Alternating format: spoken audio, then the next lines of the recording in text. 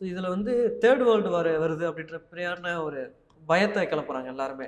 ஏன்னா முக்கியமாக ஈரானுக்கு எந்த நாடுகள் வரும், இல்லை இஸ்ரேலுக்கு எந்த மாதிரி நாடுகள்லாம் வரும், இது ஒரு சண்டை வந்து ரொம்ப நீள்றதுக்கான ஒரு வாய்ப்புகள் இருக்கா?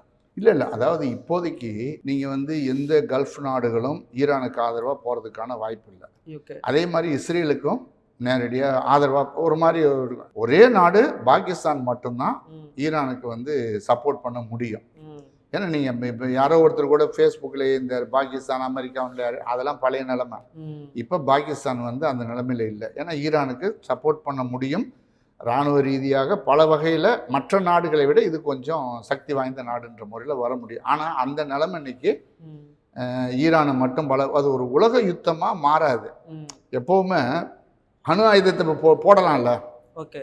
இந்தியாவும் அணு ஆயுத நாடு, பாகிஸ்தானும் அணு ஆயுத நாடு. அது பழைய மாதிரி அமெரிக்கா போட்டாங்க. ஒரு அச்சத்தை அதை மட்டும் வச்சு நம்ம இது பண்ண முடியும். எந்த நினைப்புல இப்படியான தாக்குதல் நடத்தி இப்போ வந்து எந்த நினைப்புல இந்த மாதிரியான தாக்குதல் இது நினைப்பு தாக்குதல். நீங்க ஒரு ஈரான் என்ற ஒரு நாடு வந்து வளர்ந்துச்சுன்னு சொன்னா நீங்க வந்து சவுதி அரேபியா போறாங்க, ஜோர்டான் அப்படி ஏற்கனவே வந்து சிரியாவுடைய ஒரு பகுதி அந்த மாதிரி இருக்குது. இந்த கல்ஃப் மத்திய கிழக்கு நாடுகள் என்பது நீங்க வந்து பிரிட்டனிடம் இருந்தும் அமெரிக்காவிடம் இருந்தும் விலகிச் செல்கிறார்கள். அது விடக்கூடாதுன்னு தானே முடிவு.